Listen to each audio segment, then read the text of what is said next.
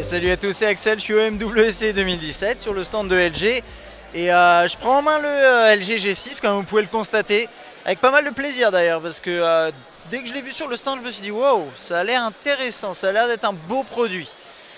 Au niveau des specs, bon vous pouvez les retrouver sur internet mais je vous les donne rapidement. 5.7 pouces QHD plus avec un truc qui s'appelle Full Vision Display qui est les bordures extrêmement fines. Mais il y a autre chose également, il y a le fait que son ratio soit de 18 par 9, 18 neuvième, et c'est un peu atypique, on reviendra un petit peu là-dessus juste après. À l'arrière, on a un appareil photo 13 mégapixels large et 13 mégapixels classique. 8 mégapixels à l'avant qui est en angle large également. 4 Go de RAM, 3264 au niveau de la mémoire, micro SD jusqu'à 2 Tera. 3300 mAh au niveau de la batterie, un Snapdragon 821 au niveau du processeur, USB type C, il est IP68, c'est important de le relever parce que c'est pas quelque chose de courant on va dire chez LG, et il est compatible Quick Charge et intègre l'assistant Google. Bref, ça c'est des choses dans l'interface. Au niveau des petites particularités, il y en a quand même quelques-unes, comme vous pouvez voir déjà, c'est le ratio de cet écran. En fait c'est un 5.7 mais qui est surtout haut et peu large.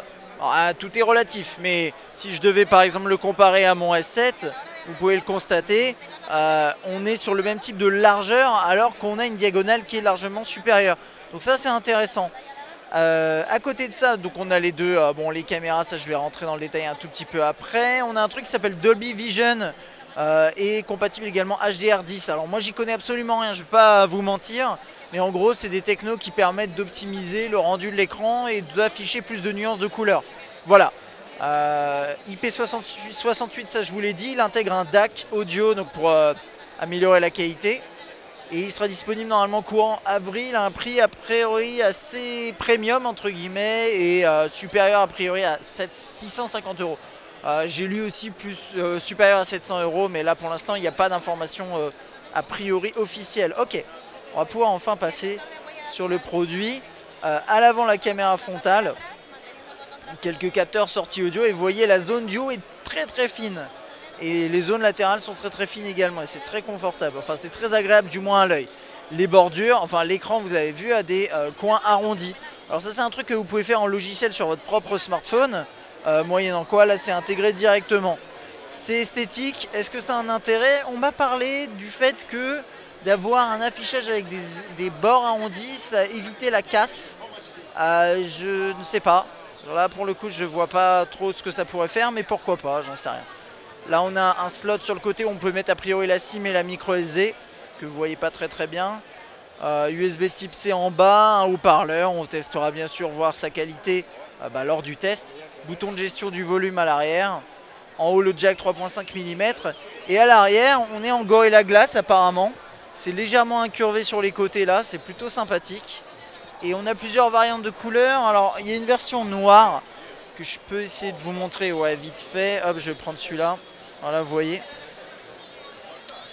Et elle ressemble à ça, comme ça vous voyez les deux rapidement. Ok. Et on va se concentrer sur la blanche, ça passe assez bien à la caméra.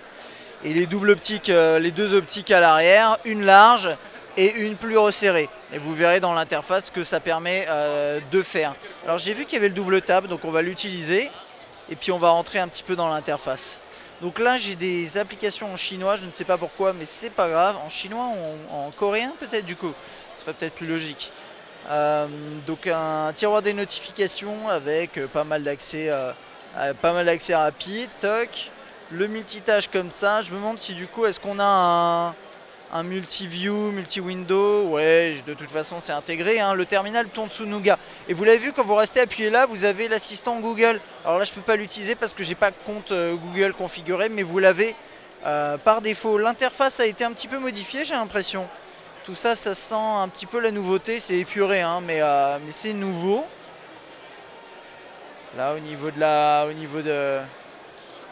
des images, de la galerie. Ça ressemble à ça. Il y a un truc quand même à relever. Ce ratio d'écran, c'est mignon comme tout et c'est pas mal. Il y a un petit défaut que j'ai remarqué. C'est par exemple si vous lisez une vidéo YouTube ou n'importe quelle vidéo d'ailleurs. Alors là le Wi-Fi est très très lent, mais vous voyez vous avez des barres latérales sur les côtés, ce qui est tout à fait normal parce que en fait c'est pas optimisé pour ce format là. Tout le système vidéo, que vous soyez en cinéma, sur YouTube ou quoi que ce soit, on est optimisé en 16:9. Donc ça va être compliqué. Là en 18:9, et bien du coup vous aurez des barres. Par contre, dans l'interface, vous n'en avez pas, bien entendu. Dans les applications, vous n'en avez pas. Et dans les applications tierces, normalement, les jeux notamment s'adaptent à ce ratio-là. Hein. Normalement, ça ne devrait pas poser trop de problèmes. On va aller directement dans l'appareil photo parce qu'il y a pas mal de choses à voir. Donc là, on était en mode, je sais pas quel mode on a, là, mais c'est pas grave. Voilà, le mode snapshot. Donc là, vous avez en fait différents modes qui permettent notamment de faire par exemple, vous savez, vous prenez 4 photos, toc, on va faire ça vite fait, et d'avoir une grille qui se crée comme ça. Vous pouvez la partager directement de cette façon là. Vous avez le guide shot, alors ça c'est assez original, ça permet par exemple, vous voulez prendre une photo de nourriture et vous voulez que ça ressemble à peu près à ça, vous sélectionnez ce mode et vous avez ça, et ça vous permet de calibrer vous voyez bien l'assiette au centre, etc. Là, vous voulez prendre une photo de votre smartphone, vous voulez prendre un truc dans la main, vous voyez ce que je veux dire. C'est un petit peu étrange, mais pourquoi pas, c'est original, on va dire. Et ça permet par exemple de mixer ma tête, que vous voyez là, avec le corps de quelqu'un d'autre, ce genre de truc. Bon, on va pas tester ça maintenant. Alors, la question que je me posais, c'était, c'est quoi ce truc déjà? Des accès rapides, bon, ok, ça j'avais pas vu que c'était activé. On va revenir en arrière. Est-ce qu'on peut enlever ce mode là? Je sais absolument pas comment on fait pour l'enlever, mais c'est pas grave. Ah, c'est parce qu'on est en format carré, pardon. Donc voilà, ça c'était le format carré qui permet de faire ces petits modes que je vous ai montré. Désolé, je découvre un petit peu le produit, comme vous pouvez le constater. Là on a le système large et là le système resserré. Ça c'est un classique, et que vous avez aussi en autoportrait. Là par exemple, je fais ça, normalement je suis plus large et plus resserré. Pour l'optique frontale, à mon avis, ce qui se passe simplement, c'est que ça zoome dézoome. Hein. L'optique de base est large. Donc voilà, ça doit se faire comme ça. Qu'est-ce qu'on a d'autre? Un mode manuel, on va aller voir ça vite fait, s'il veut bien. Voilà, quelques fonctions ici.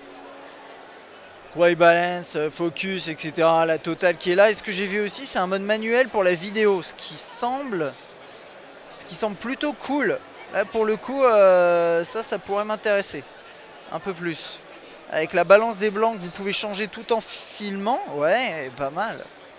Le focus également, ok. L'exposition, les ISO, j'aime bien ça. Ça peut être super utile pour ceux qui ont envie de faire de la vidéo amateur, hein, puisque vous êtes sur un mobile, mais quoique là, ça commence à devenir un peu sympa. Donc ouais, il y a l'air d'avoir des fonctions intéressantes dans l'appareil photo. Et il est capable de filmer en UHD, sans surprise, et de prendre des photos, bien sûr, en 13 mégapixels. Ok, donc ça c'était pour l'appareil photo. L'interface, vous avez vu grosso modo, j'ai l'impression qu'il n'y a pas de menu des applications. Peut-être qu'on peut aller voir dans les paramètres rapidement, et puis après on aura terminé pour cette petite prise en main du G6. Voilà, donc tout est catégorisé de cette façon-là. Son et notifications. On peut gérer les notifications pour les applications. Le lock screen, des thèmes que vous pouvez changer éventuellement. C'est quelque chose qui vous branche. Alors désolé, ça bouge, hein, il y a des gens qui marchent. Vous connaissez un peu le deal. Là, on peut rajouter un petit peu customiser l'apparence de... Vous voyez plus du tout là parce que la luminosité en fait elle s'est augmentée toute seule, j'ai l'impression. Voilà. Vous pouvez changer ces boutons là ici. Ouais. En fait, naturellement, il fait ça. Ouais. Je vais devoir le mettre en automatique, peut-être ça va aider. Ok.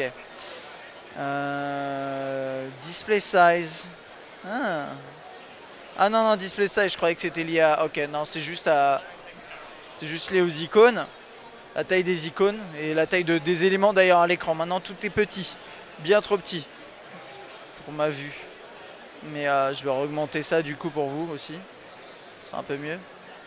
Voilà, c'est bon. Très bien. Upscaling. Scaling. Vous pouvez régler le fait de... Est-ce que vos apps elles sont en 18:9 ou pas? En fait, je pense que les apps qui sont pas compatibles, vous pouvez les forcer là-dedans, un truc comme ça. Il y a un Always On Display que vous avez vu tout à l'heure. Je vous ai pas montré en fait le bouton d'ailleurs. Il y a un bouton à l'arrière, un nouveau. Alors je dis à nouveau parce que si je dis pas de bêtises, le G5, le bouton était plus à l'arrière. Si je dis pas de bêtises, dites-moi dans les commentaires là, de mémoire là, il me semble que c'était, ils avaient zappé ça pour le G5. Et voilà, et le Always On Display il ressemble à ça. Je pense que c'est à peu près tout. Moi je trouve que c'est un produit qui est assez séduisant. Il est compact tout en ayant un grand affichage. Maintenant bien sûr hein, pour la vidéo ça va pas forcément être vraiment pratique le ratio. Mais il tient super bien en main pour un 5.7. Donc c'est intéressant. Les bords arrondis, enfin l'écran arrondi là, c'est assez sexy. Puis sinon bel écran, belle fonctionnalité. Bon, hâte de le tester quoi. Voilà, dites-moi ce que vous en pensez dans les commentaires. Puis moi je vous dis à bientôt. Ciao.